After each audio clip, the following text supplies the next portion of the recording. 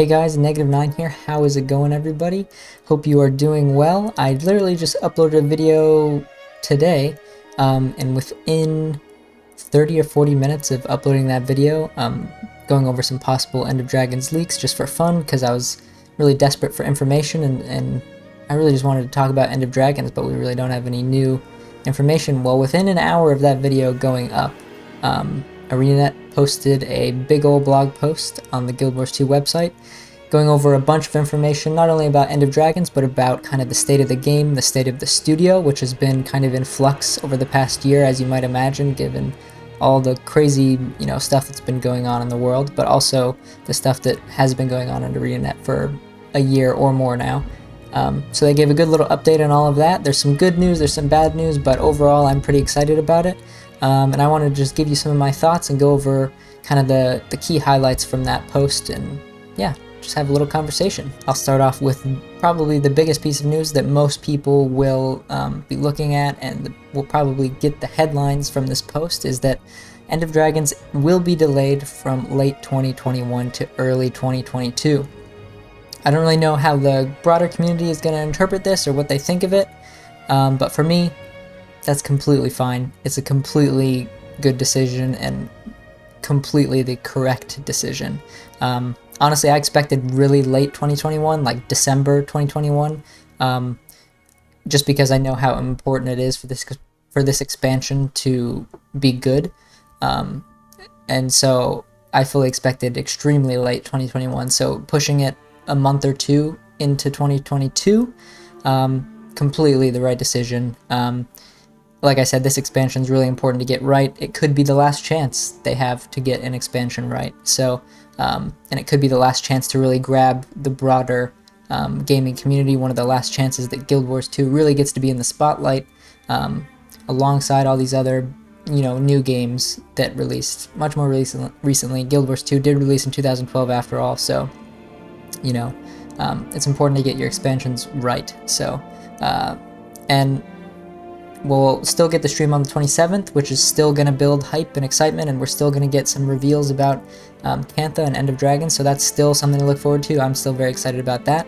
And of course, this has been a crazy year. I feel like some people forget, that this has been an insane year, because think of all the other things that have been delayed: Shadowlands, New World, all sorts of other things, because of how crazy and unpredictable this year has been.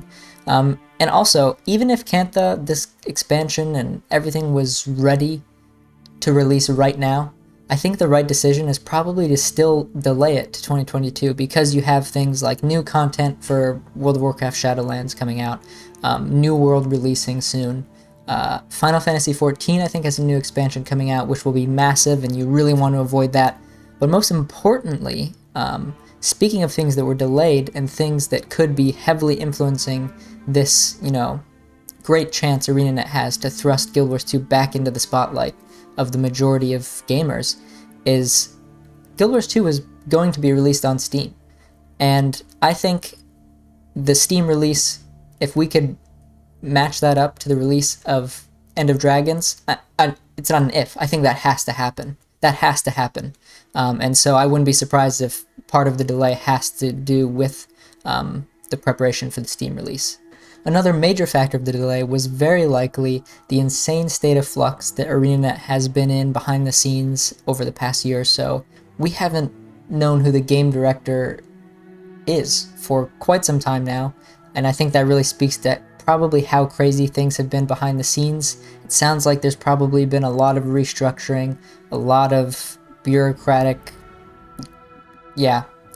organizing, refocusing, figuring out what the goals of the company are. It sounded like they had a couple projects that got canceled and failed, and so they're restructuring everything. And as a result of that, we know who the game director is now, a guy called JT, who's been at ArenaNet for, he says, 6 years. I couldn't find any information about him. I don't know him off the top of my head. So yeah, he's the game director, along with a man who he has brought back from Amazon Game Studios, Colin Johansson, the man, the myth, the legend, one of the OGs of the Guild Wars 2 development team. an ArenaNet veteran who has been with the studio for many years before moving on to Amazon Game Studios, where he worked on... For a while I thought I could have sworn it was New World, but it turns out that his main focus, I believe, was Crucible, a cancelled game, I think, or a game that never really worked out. I vaguely remember hearing about it. And now he's back, along with Joshua Davis, aka Grouch, who was an associate global brand manager, but also a big part of the competitive PvP scene, SPVP. Big part of that community. And so these are two pretty big names that are not only back at ArenaNet, but back at ArenaNet in some pretty senior positions, it sounds like. JT, who we now know as one of the game directors, alongside Colin Johansson as a game director. That's the highest position he's held, I believe, at ArenaNet, and Grouch as head of live development. So they sound like these are some high up, big, wide-reaching positions, and I think these are good moves. There's been obviously a lot of hype about specifically Colin, because he was kind of a figurehead of the development team, a big cult hero as a part of the community. Lots of memes, lots of good moments, even from way back, even before the game launched. There were some great... I remember when I first found out about Guild Wars 2, just to go on a little bit of a nostalgia trip real fast, I would be watching videos on YouTube from the various conventions that they showed clips and pieces of the game at, and there would be Colin, and there'd be some other really old devs who are probably no longer at the studio, but they'd be talking about the game, they'd be talking about their vision for the game, and they'd be in these really crappy, like, cream-colored empty rooms with a couple of posters shoved up in the back, and just talking about the game and their vision for it. And those are just some good memories for me. So obviously I am happy that Colin's back. There's obviously been a lot of hype because of that. Lots of people like Colin. He's a very well-liked guy. There has been some cynicism I've seen, and I get it. I get that it's not good enough to just be a popular figure in the community. The health of the game is the most important thing. And so I get people who are kind of questioning the move. Would he really be, should he really be back at ArenaNet after working on a pretty much failed project? It sounds like. And I do get that, but at the same time, we also have to be realistic. Like, who is Guild Wars 2, who are ArenaNet going to get from some of these other studios? Obviously, I don't know the people there. There could be a lot of great people working behind the scenes who maybe would have been better for these positions. But I don't think because they've just been gone for a while that and that they haven't experienced things like Icebrood Saga and some of the mistakes that were made in more recent releases. Just because they haven't been around for those doesn't mean that I don't think they can fix the problems and learn from those mistakes. Yeah, so it's a group effort. One person isn't going to make a difference, but I do think these are some, at the very least, reassuring moves made by ArenaNet that really give me some hope for the long-term future of the game.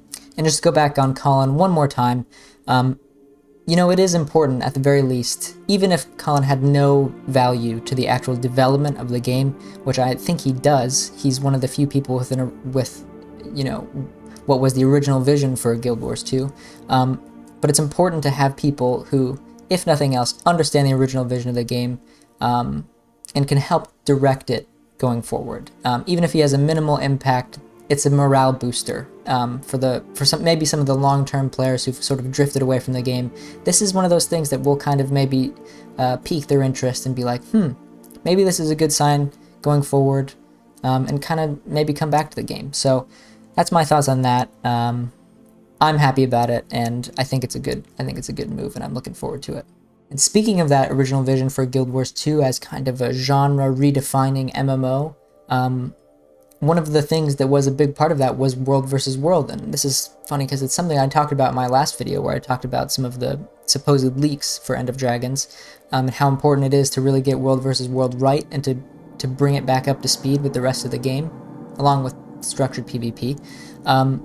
They kind of talked about that a little bit in this blog post, and one of the big other pieces of information they dropped was that world versus world alliances, a feature that has supposedly been coming for years now, or at least a year, it will be happening this year before End of Dragons comes out. So 2021, between now and the end of the year, we will get alliances. So it's good to see a commitment to world versus world. Kind of part of me thought that, you know, alliances may never happen. It may be one of those features that never gets out of the game, and I was honestly worried the game mode would just kind of be allowed to slip into disrepair. But I wanted to go ahead and read a piece of the article where they talk about their decision to commit to alliances and their vision for world versus world going forward. So it says, our communication regarding this feature over the last few years missed the mark. In the past, development priorities shifted away from world versus world, and unfortunately, both world restructuring and our players suffered as a result. Our new leadership team views world versus world as a cornerstone mode of Guild Wars 2, and it will be a focus of ours going forward.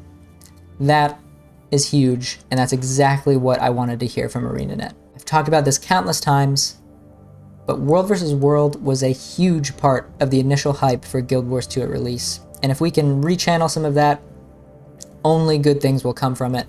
Same can be said for structured PvP. Hopefully with Grouch on board, head of live development, there can be some good work done to bring people back into the competitive side of the game. I talked in my last video about how MMOs are challenging because they're made up of so many different parts that in other areas could be their own games. World versus world, structured PvP, the PvE gameplay. They could all almost be their own thing in their own games. There are obviously challenges associated with giving each of those things the attention they deserve, but on the flip side of that, if you can get those things working and get those things going and give those things the updates they need, you have all of those in one game. So we talk about the downsides of it all the time, but if they were able to kind of get things going again in those areas, that's a huge asset and a huge thing for the health of the game.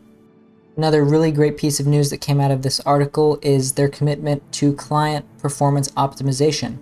Performance has always been a thing that people have talked about with Guild Wars 2, for better or for worse. And just to read their article here, we've heard you loud and clear, Guild Wars 2 needs better frame rates. We agree. We're actively working on upgrading our engine to DirectX 11, and we expect to be able to roll it out in an opt-in beta later this year. That, again, is really big news, really good news for the future health of the game. And this is what I've been hoping for a long time, and honestly, I didn't know if we'd ever get it. Part of me thought, man, maybe they are just going to ride Guild Wars 2 off into the sunset and let it kind of die a slow, peaceful, but uneventful death. And bringing back Colin, bringing back Grouch, bringing in these people, the decisions they're making about the future of the game with world versus world, SPVP, client optimization. Guild Wars 2 is here for the long haul, and that makes me so happy to be able to say that. But I firmly believe it, and I have proof to back up my stupid optimism now. I believe it. I think it's happening. NCSoft are going to commit to it, it seems like. And I think the future of Guild Wars 2 is still bright. We've seen how games like Elder Scrolls Online can really not only improve, I remember playing the beta and was not impressed, but keep growing as it ages. And even though that's not a thing that we think can happen in the modern gaming industry, I firmly believe it can happen with things like MMOs. They have long lives. You know, World of Warcraft's still going strong to this day, despite obviously the problems it does have. It's still going strong. So there's no reason I don't think Guild Wars 2 can't continue for many years to come. So all very good news. And in addition to all of this kind of more technical studio-based news, we actually got a couple really crazy little Easter eggs or little hints in this article. The first one is right after their section where they talk about Guild Wars 2 End of Dragons and introduce JT.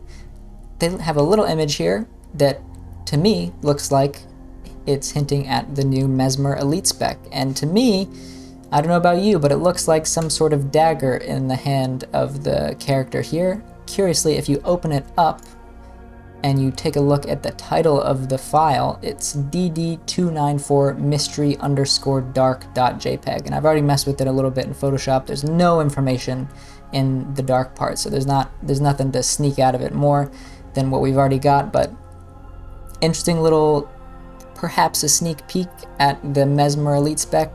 I don't think it could really be anything else given the pink nature of the of the artwork, but who knows.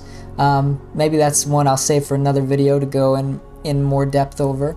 And finally, thing I was most interested in addition to a piece of concept art that appears at the very beginning of the article, at the very end, we get an in-engine screenshot of Cantha, and boy, I'm ready. I'm ready. It looks great. It looks great for a work in progress game. I'm very excited to see the landscape and kind of the visual direction they're going for. It looks very bright, very vibrant, but still very Canthan. Doesn't look technologically advanced. I remember for a long time people were convinced that when we finally go to Cantha, it's going to be this futuristic society. But it looks good. It looks like what I was expecting, but it looks good. From a technical point of view, I think it's clear that it's not polished when you compare it to kind of what you would see in the Path of Fire teasers and stuff.